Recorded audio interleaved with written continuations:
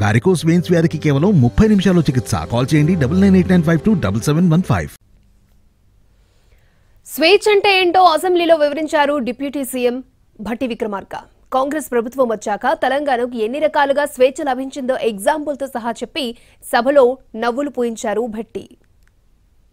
ఉప ముఖ్యమంత్రులు కడియం శ్రీహరి గారితో పాటు రాష్ట్రంలో ఉన్నటువంటి 4 కోట్ల మందికి వాళ్ళ స్వాతంత్రం వచ్చింది.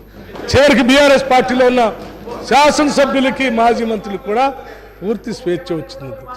ఇది ఎప్పుడైనా మనం ఇట్లా నవ్వుకుంటా 10 ఏళ్ళు ఎప్పుడైనా ఈ రాష్ట్రంలో 10 సంవత్సరాలు ఈ రాష్ట్రంలో ఎప్పుడైనా ఈ సభలో ఈ రకంగా సహేతుకంగా నిర్భయంగా భయం లేకుండా నవ్వుకుంటా సభలో ఎప్పుడైనా చర్చించుకున్నామా? ఉందా అధ్యక్ష? ఎప్పుడు లేదు కదా.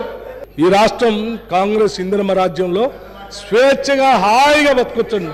ఎవరు ఏది కావాలంటే మాట్లాడచ్చు. మొన్నే మా ముఖ్యమంత్రి గారు చెప్పారు, ప్రజాస్వామ్యంలో మాట్లాడే హక్కు, ప్రశ్నించే హక్కు కూడా ఉండాలని. ఒకవేళ ఆ ప్రశ్నించే హక్కు అవసరం ఇక్కడ దొరకపోతే నిరసన తెలిసేటువంటి హక్కు కూడా ప్రతిపక్షాలకు ఉండాలని.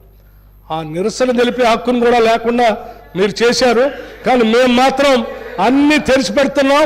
ప్రతిపక్షాలు వాళ్ళు స్వతంత్రంగా చెప్పుకోవచ్చు.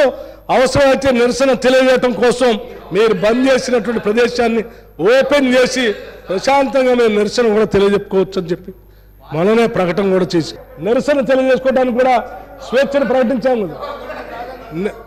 మీరు నిరసన తెలియజేయడానికి కూడా స్వేచ్ఛను ప్రసాదించాం. అందుకే మీరు స్వేచ్ఛగా ఇందాక పొద్దున పోడియం దాకా రాగలిగారు. పోడియం దాకా రాగలిగారంటే మీకు స్వేచ్ఛ ప్రసాదించమని హాయిగా. వెట్టి చాకిరి కూడా రద్దు చేశామని చెప్తా ఉన్నారు.